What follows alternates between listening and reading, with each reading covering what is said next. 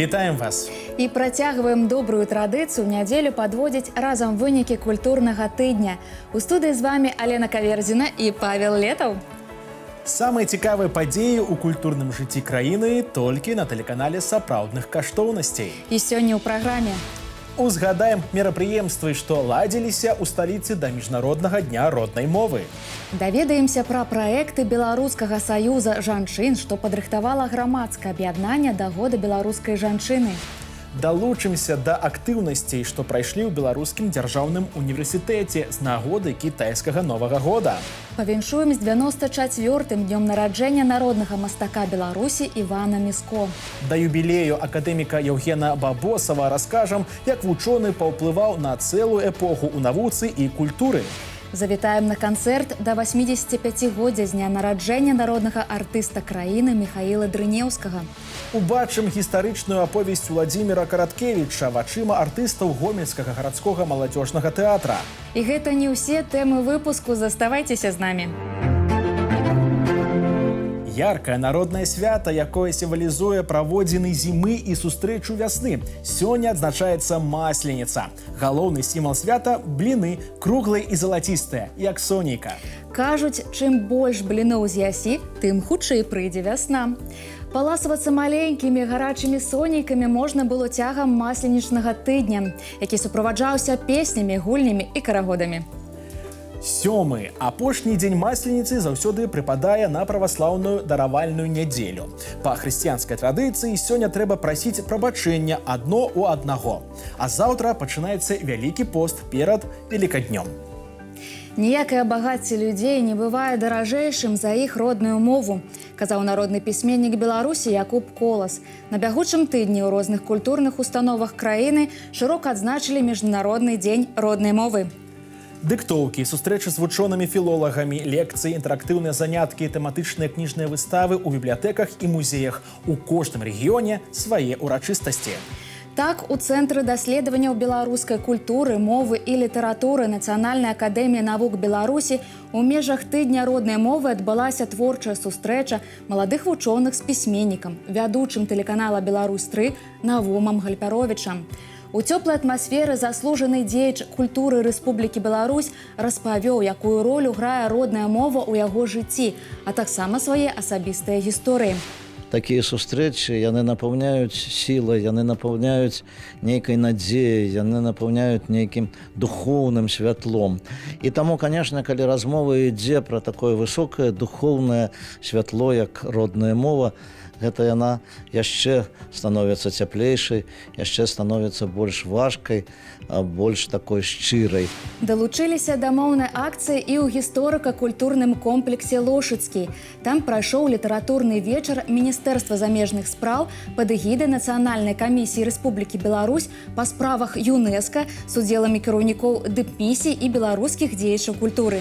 Сумеснае правядзенне літаратурных імпрэз стала ўжо добрай традыцыяй для беларускага знешнепалітычнага ведамства і замежнага дыпламатычнага корпуса. Сёлета яго дапоўніла важная дэталь. Усе творы прагучалі выключна на беларускай мове. Впервые послы сегодня декламировали стихотворение на белорусском языке. Потому что раньше, соответствуя традиции, которая у нас была, они приходили с стихами на своих языках.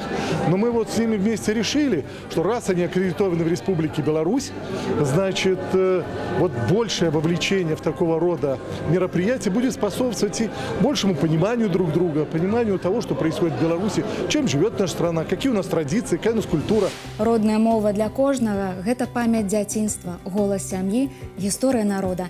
Менавіта пра гэта гаварылі ўдзельнікі мерапрыемства, падкрэсліваючы, што мова не проста сродак зносін, а основа культурной идентичности. Такие события, как сегодняшние, очень важны. Они важны с точки зрения национальной культуры. И чтобы эта культура узнавалась, чтобы у нее было свое лицо. А белорусский язык – это очень красивый язык. Я его, кстати, изучаю. У кожнага чалавека ёсць толькі адна мова, якая завецца роднай.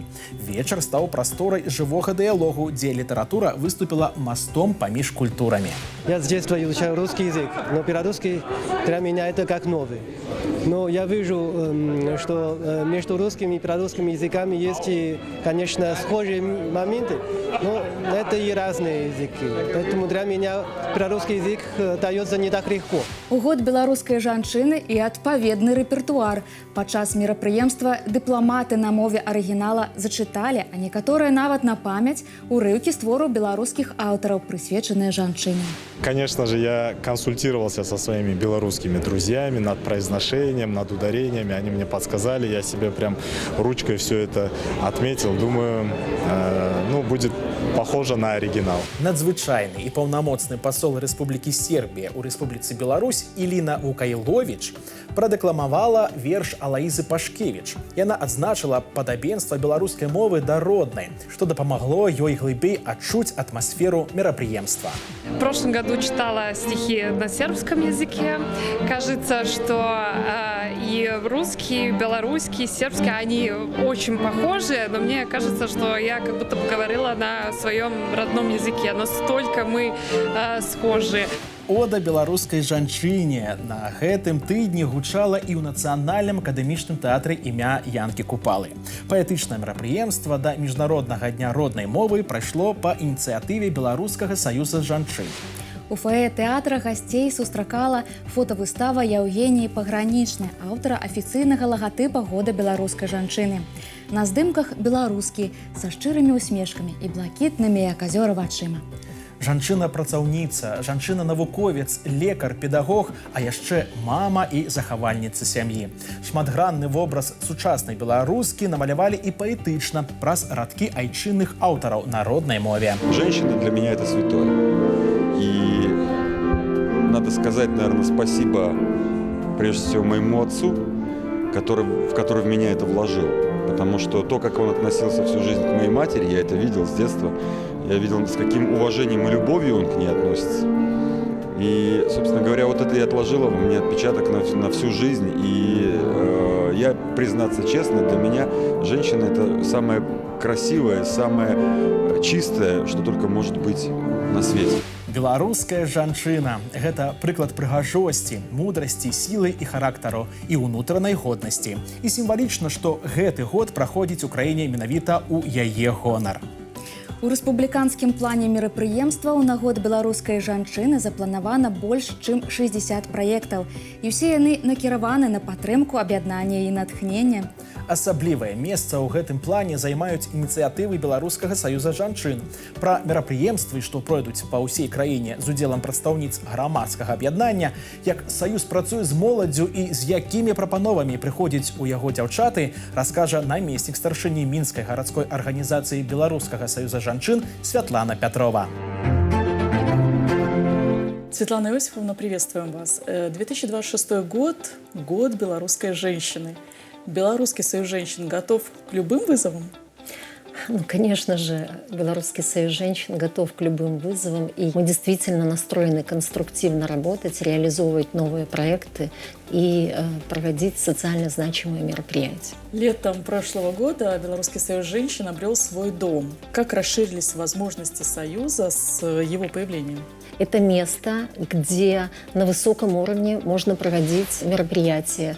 Это место, где можно принимать не только делегации из регионов Республики Беларусь, но и международные делегации, как и ближнего, так и дальнего зарубежья. Это место, где любая женщина может прийти и выпить чашку чая.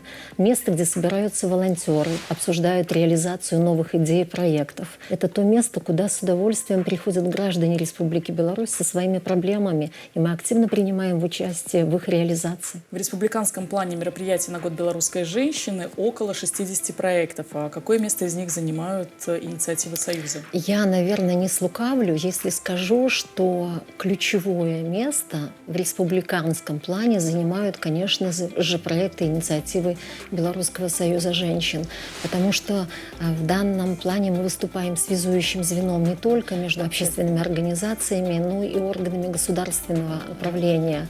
Мы являемся непосредственным продолжателем традиционных семейных ценностей, материнства, взаимоотношения между мужчиной и женщиной, передача информации из поколения в поколение. То есть все силы Белорусского союза женщин направлены на реализацию плана, посвященного Году белорусской женщины. Знаю, что зачастую проекты Союза рождаются в обычных беседах. Вот как, например, появились такие инициативы, как «Девочка, девушка, женщина» или «Круто быть мамой, круто быть папой». Знаете, первый проект, о котором вы упомянули, это проект молодежного крыла Белорусского союза женщин. Это передача преемственности поколений, как из девочки стать девушкой, из девушки стать женщиной. Ну и, соответственно, проект «Мамой быть круто» и «Папой быть круто» — это тонкая нить между проектом «Девочка, девушка, женщина».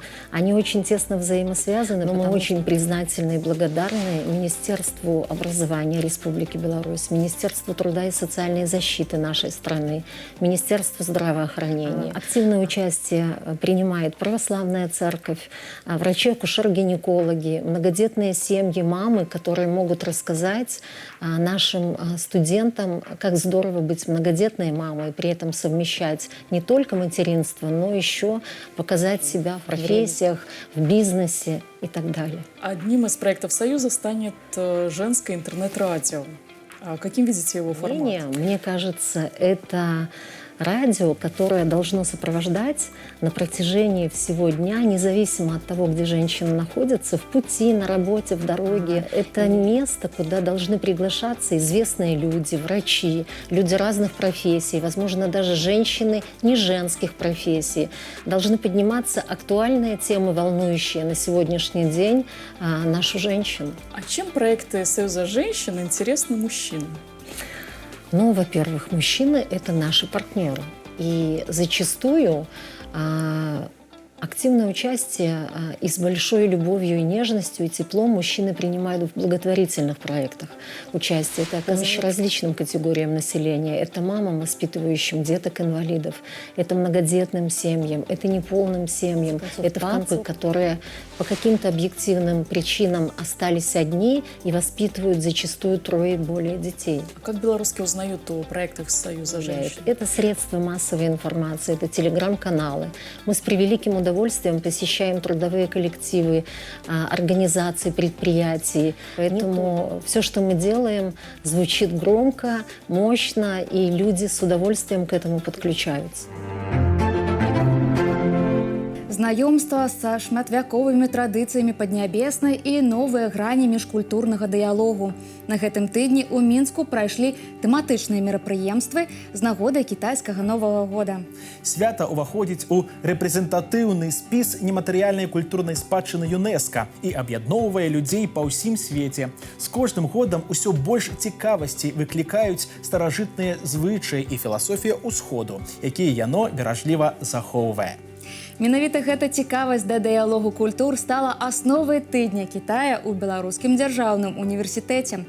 Праекты, дзе традыцыі ажываюць у мастацтве, лекцыях і жывых сустрэчах. Далучылася да мерапрыемстваў і наша калега Ганна Пантелеева. Чан Джайкале і Іван Шыруі гучалі на гэтым тыдні не толькі ў Кітаі, але і ў Беларусі. Гэта віншаванне з Новым годам або святам вясны, якое з'яўляецца адным з доўгачаканых і галоўных у Паднябеснай. Культура аб'ядноўвае краіны хутчэй за любыя адлегласці. Сёння ў Беларускім дзяржаўным універсітэце навучаецца каля 5-7 тысяч замежных студэнтаў з 50 краін. Самую вялікую долю замежнікаў складаюць навучэнцы з Кітая – 3500. На працягу тыдня студэнты і выкладчыкі знаёміліся з мастацтвам Паднябеснай не толькі праз лекцыі, але і праз традыцыі – ад старажытнага тэатра да нацыянальнай кухні. Основной пляцоўкай правядзення мерапрыемстваў тыдня Китая стал факультет журналистики БДУ. Среди всех факультетов Белорусского государственного университета факультет журналистики – это первый факультет по соотношению количества иностранных студентов, обучающихся к белорусским. У нас примерно это соотношение составляет 50 на 50.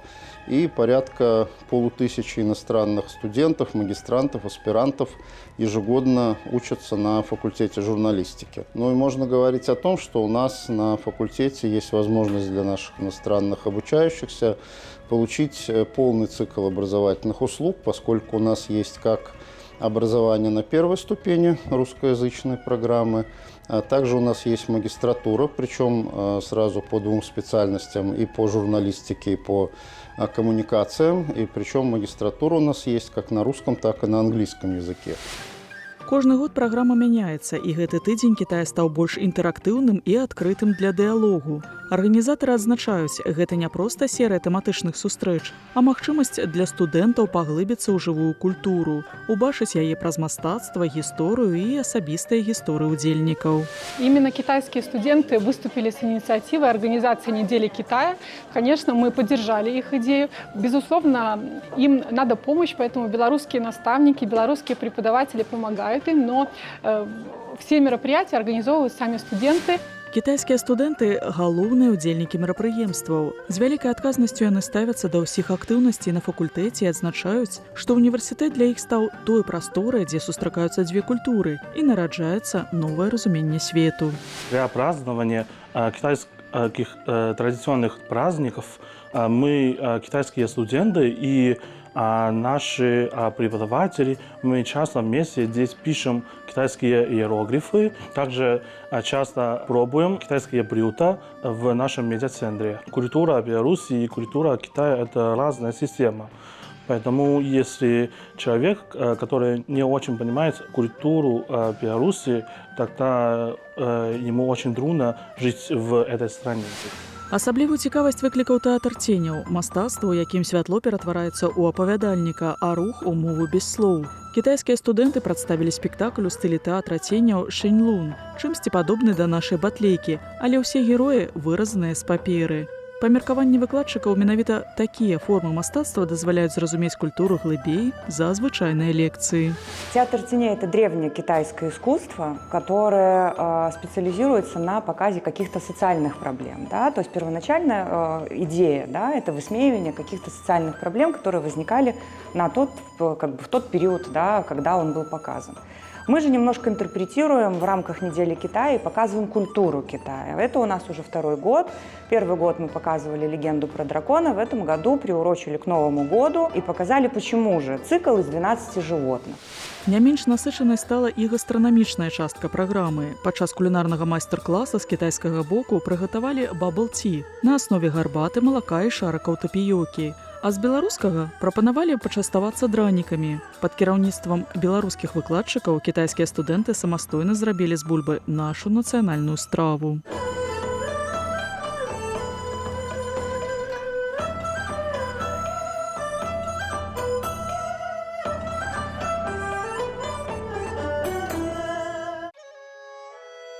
Чырвоны колер у Кітаі – нацыянальны колер. Ён сімвалізуе шчасце, радасць і поспех і паўсюдна выкарыстоўваецца на святы, асабліва на вяселле і Новы год, і лічыцца, што адпужвае злых духаў.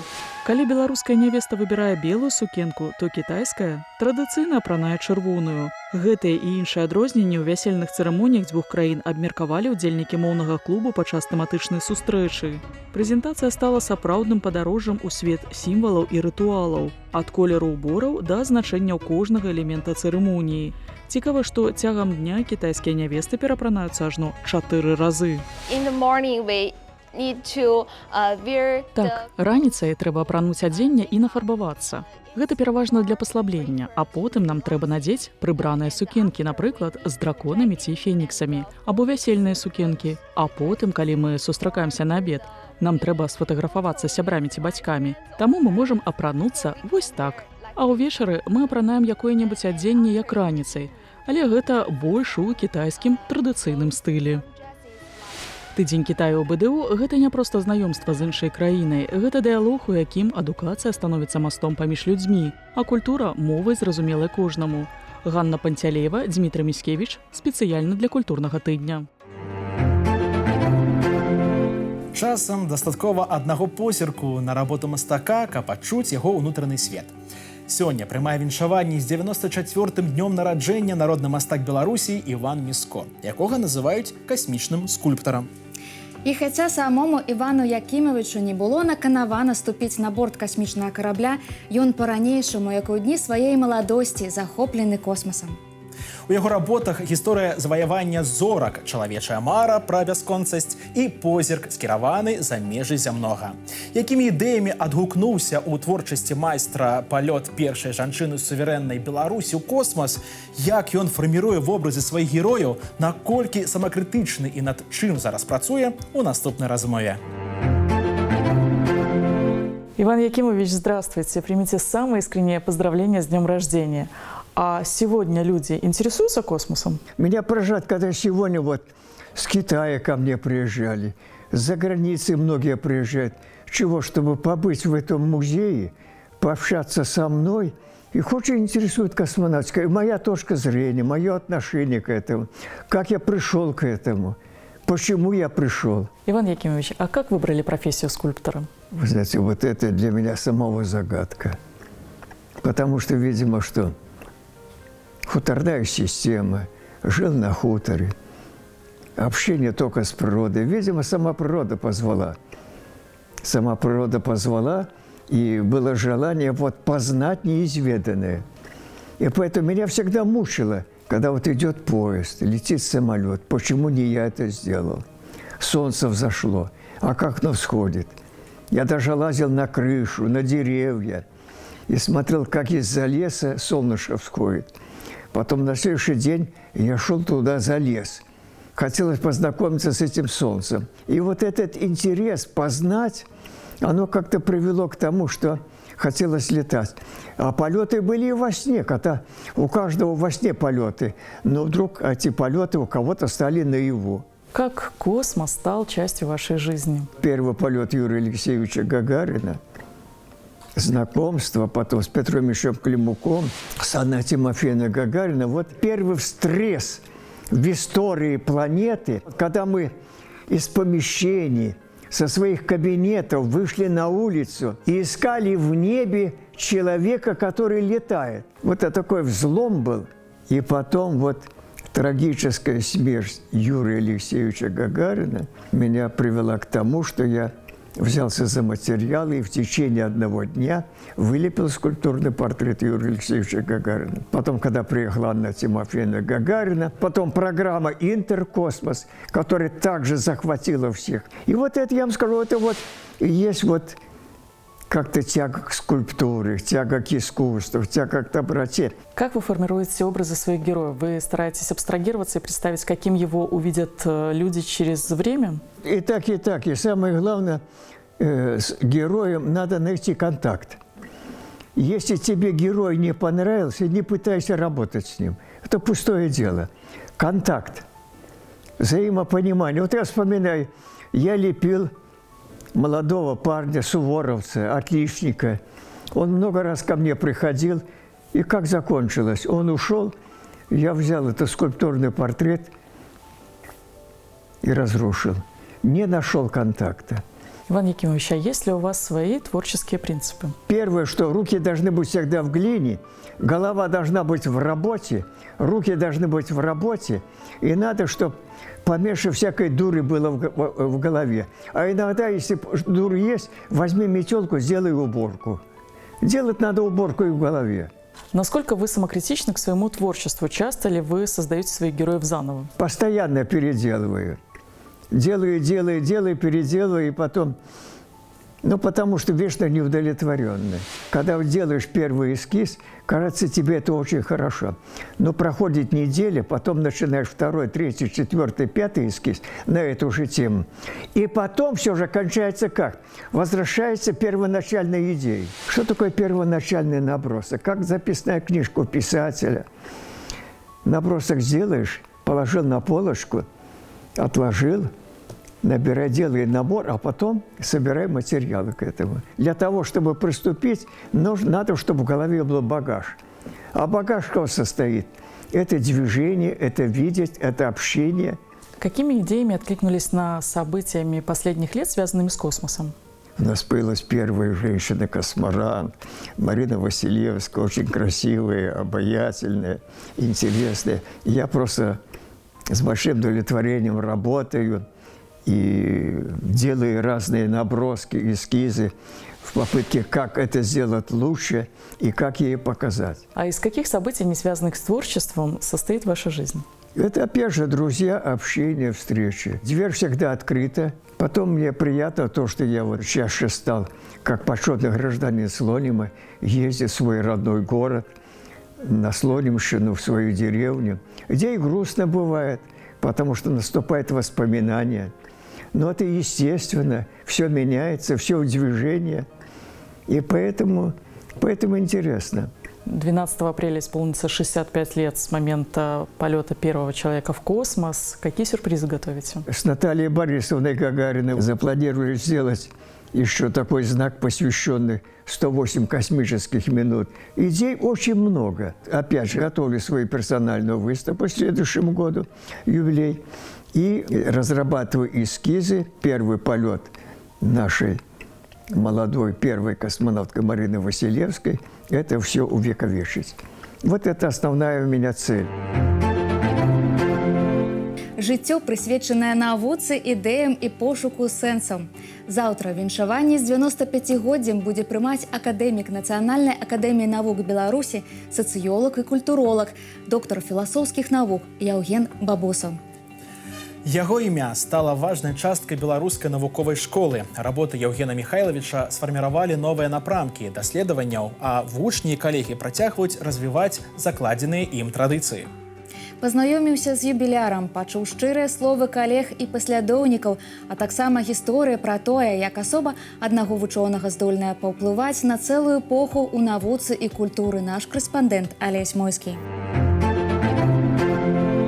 У дадзеным двары на вуліцы Кульман усе ведаюць, што ў гэтым доме жыве акадэмік Яўген Михайлович Бабосаў. Ды я думаю, не толькі ў гэтым двары, а ў горадзе, ў нашай краіне і за яе межамі. Давайце бліжэй пазнаёмімся з ім сёння.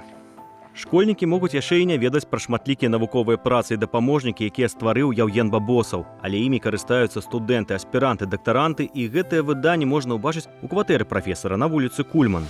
У Караткевіча ёсць такія словы: калі нават над дарогамі равуць бамбавозы, то чалавек бярэ з сабою не цэглу, не насоўку, або абыходзіцца без яе, а бярэ кнігу.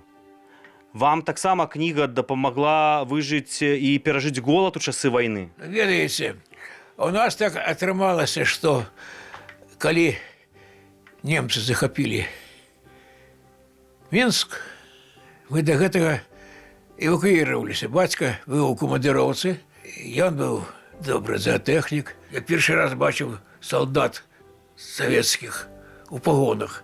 І вось адзін з буквай Т, я так думаў, што танкіст, а это быў старшына.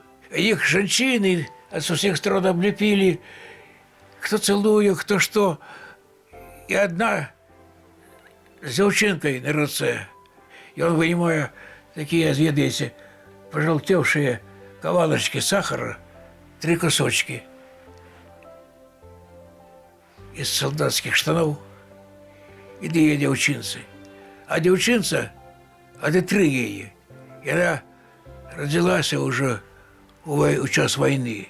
Яна ніколі сахара не бачила. Вам у гады вайны дапамагала кніга, напрыклад, скавацца ад гэтых жудасцей? Конечно.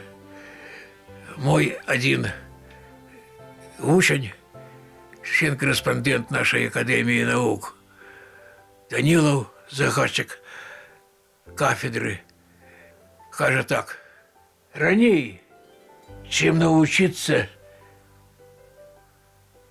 бегать, Яўген Михайлович Бабосаў научился читать. У 3 гады? У 3 гады. Яўген Бабосаў скончыў гістарычны факультэт БДУ, дзе такія выкладчыкі, як акадэмік Георгій Александраў, навучылі яго шукаць філасофскія адказы за межамі уласна філасофіі, у мастацкай літаратуры, у гісторыі. Пацверджанне можна знайсці ў багатай бібліятэцы прафесара ў яго кабінеце, куды да яго прыходзяць на кансультацыі яго дактаранты, з якімі ён працуе і ў свае 95. С Евгением Михайловичем мы знакомы уже и работаем совместно более 20 лет. В общем-то, мой научный путь, он начался с прихода в отдел в социологии и политике, которым руководил Евгений Михайлович. И не было никаких сомнений в том, что он будет моим научным руководителем по кандидатской и в дальнейшем по докторской диссертации. Навуковыя даследаванні Евгена Михайловича актуальны і сёння, ад кандыдацкай дысертацыі пра ролю аналізу і сінтэзу ў навуковым пазнанні. Духоўны свет чалавека і навукова-тэхнічны прагрэс ён абмяркоўваў на сусветных кангрэсах у дыскусіях са знакамітасцямі ў навуцы і сёння працягвае даследаваць разам з аспірантамі і дактарантамі. Я поступил в аспирантуру в Институт философии в 1983 году, и директором этого института тогда работал Евгений Михайлович Бабосов. Меня уже тогда, молодого ученого, очень впечатлил кругозор, деликатность, манера вести научные дискуссии Евгения Михайловича. Евген Бабосов з'яўляецца ганаровым дырэктарам Інстытута сацыялогіі, які знаходзіцца на вуліцы Сурганова. Тут працуюць яго прадаўжальнікі, якія займаюцца навукай пра грамадства і памятаюць, як стваралася установа Евгеном Михайловичем. Это нужно было согласовывать с Москвой еще при Советском Союзе в 1990 году. И действительно, Евгений Михайлович, он представил многие аргументы в пользу того, чтобы такой институт был в БССР. Это было непросто. Но с учетом того, что Евгения Михайловича поддержали тогда физики, и необходимо было, в общем-то, изучать и последствия Чернобыльской АЭС, жителей этих территорий, чаша весов склонилась за то, чтобы этот институт был. У навуковых кабінетах інстытута даследуюць самыя розныя сферы, ад сацыялогіі рэлігіі да сацыялогіі працы. Сацыёлагі не даюць ацэнак, але паказваюць на трывожныя моманты ў той жа культуры, чаму іх вучыў Евген Бабосов у тым ліку. Наша организация продолжает проведение тех исследований, инициатором которых во многом являлся Евгений Михайлович. Мы по-прежнему продолжаем изучать и так называемую чернобыльскую ситуацию, изучаем социальные настроения людей, изучаем те изменения, которые происходят в социальной структуре современного белорусского общества. У цэнтральнай навуковай бібліятэцы імя Якуба Коласа захоўваюцца публікацыі, падручнікі, якія ствараў Евген Бабосов, а ён мае каля 1000 навуковых праз, из их 60 монографий. Его труды изданы на французском, итальянском, немецком, английском, болгарском языках и других. И Евгений Михайлович активно продолжает свою публикационную работу в отделе. В течение последних 5 лет он явился автором одной единоличной монографии. Также участвовал в подготовке еще 3 коллективных научных монографий. И под его научной редакцией увидел свет энциклопедический словарь «Политическая социология». Больш за 35 гадоў Інстытут сацыялогіі працуе ў складзе Нацыянальнай акадэміі навук. Плённай працы яго супрацоўнікам і моцнага здароўя яго заснавальніку Евгену Бабосову жадаюць Алесь Мойскі, Даніла Будгусаім і праграма «Культурны тыдзень». Музыка, у якой жыве памяць народа і гучыць гісторыя пакаленняў. У беларускай дзяржаўнай філармоніі на гэтым тыдні адбыўся канцэрт да 85-годдзя з дня нараджэння Міхаіла Дрынеўскага. Да юбілею збіральніка народнага фальклору і беларускай песні Нацыянальны акадэмічны народны хор Рэспублікі Беларусь імя Геннадзія Тітовіча прадставіў праграму «Жыць, любіць, тварыць». Яго гасціннасць, яго любоў да людзей, яго любоў да беларускай песні, да народнай песні, яна несумненна перадалася ўсім, хто з ім працаваў. І калектыў гэта адчуваў, і глядач гэта адчувае. Гучалі на гэтым тыдні на сцэне філармоніі і песні Александра Балотніка. Да свайго 70-годдзя кампазітар прадставіў публіцы канцэрт «Падарунак для любімых». У сваёй творчасці аўтар-выканаўца абапіраецца на песенныя традыцыі беларускай нацыянальнай культуры. У меня есть такой хит, который уже вот ему в этом году 30 лет создания, «Чарка на басашок», она всегда как бы все перебивает, и поэтому доминанта всегда как бы в конце. Тут финальную песню изменить нельзя. Артыстаў гомельскага гарадскога маладзёжнага тэатра на гэтым культурным тыдні сустракалі з гастролямі ў Мінску. Сталічным гледачам калектыў прадставіў спектакль «Дзікае паляванне караля Стаха». Рэжысёрам неануару паводле аднайменнай гістарычнай аповесці Владзіміра Караткевіча выступіў Дэвід Разумаў. Усе вобразы персанажаў на сцэне максімальна набліжаныя да арыгінальных характараў герояў з аповесці. Это произведение, оно интересно тем, что оно очень атмосферное. Каждый зритель, который тоже приходит смотреть, говорит, что оно максимально погружает тебя в эти обстоятельства. Когда ты читаешь произведение или смотришь спектакль, ощущения одни и те же. Ты вот как будто бы вот действительно Белорецкий, который все это ощущает, все это видит, и ты проживаешь вместе с ним эту историю. Кожнаму з нас хаця б раз даводзілася пабываць на экскурсіі. Штодня ва ўсім свеце сотні тысяч экскурсаводаў адпраўляюцца разам са сваімі падапечнымі ў падарожжа па краіне ведаў. Учора прадстаўнікі турыстычнай і музейнай сферы прымалі віншаванне з нагоды прафесійнага свята міжнароднага дня экскурсавода. Мы далучаемся да віншаванняў і прапануем адчуць сонечны настрой, што пануе на выставе «Джаз. Каты. Вясна» у Нацыянальным цэнтры сучасных мастацтваў. Наша карэспандэнт Лізавета Лапіна не толькі разгледзела намаляваных мурлык, але і даведалася, што натхняла творцаў на іх стварэнне. У кожнага свая гісторыя, свае характар і звычкі, але тое, што іх аб'ядноўвае, гэта доўгія хвосцікі і мілыя вушкі. Размова ідзе пра катоў, гучныя спевы якіх заўсёды асацыююцца з сонцам, цяплом і вясной. А якімі бачаць пухнатых мастакі? Зараз даведаемся. У 6-й раз у Нацыянальным цэнтры сучасных мастацтваў узнімаецца тэма вясны, часу, калі прырода ажывае. Не выключэннем з'яўляюцца і пухнатыя, якімі натхняюцца мастакі. Каты знаходзяць адлюстраванне ў многіх тэматычных выставах, але сапраўднай візітнай карткай яны сталі менавіта традыцыйнага праекта цэнтра. Идея проекта про котов перешла с Дворца искусств. Там этот проект существовал под названием «Мартовские коты». И курировал его наш бывший директор Сергей Евгеньевич Криштопович. Он продолжил этот проект свое существование, как «Джаз. Коты. Весна». Это как праздник, в первую очередь, это коты, свободная музыка, джаз и весна. Прадставіць сваё бачанне прыродных з'яў і хатніх жывёл змаглі як юныя творцы, так і прафесіяналы ў жывапісе, графіцы, ткацкім майстэрстве. Усяго ў гэтым годзе арганізатары атрымалі каля 300 работ, з якіх было абрана больш за 200 карцін і арт-аб'ектаў. Здесь может принять участие любой желающий, прислав свою работу для группы кураторской, которая отберет по результатам открытого конкурса. И возраст участников, и профессиональное их становление не имеет никакого значения. Поэтому в экспозиции этой выставки наравне выставляются и дети, и взрослые, и профессиональные, и художники-любители. Найбольшая колькасць работ прысвечана менавіта катам. Частка карцін прадстаўляе іх як ласкавых і добрых, бо яны ўзнімаюць настрой, дапамагаюць справіцца са стрэсам і выклікаюць замілаванасць. Іншыя ж паказваюць іх ганарыстымі і незалежнымі. Нягледзячы на такое супрацьпастаўленне, кожная работа прасякнута глыбокай любоўю да катоў. Изображения милых домашних и короткошерстных, и пушистых, как меховые мешочки, кружочки. Я думаю, это те животные, которые объединяют вообще всех людей, независимо от того, в какой стране они живут, чем они занимаются на работе. Мне кажется, котов, котиков, кошек, тигрят любят все. Хатнія гадаванцы адлюстроўваюцца не толькі ў карцінах, але і ў прадметах ткацтва, шыцця. Так некаторыя майстры выкарыстоўвалі тэхнікі мастацкага абрэзкавага шыцця, у тым ліку квілтынг, які патрабуе карпатлівасці і акуратнасці. Квилтинг – это создается трехслойник, лицевая, изнаночная и наполнитель. И уже отключая транспортер нижний, ткань двигается руками.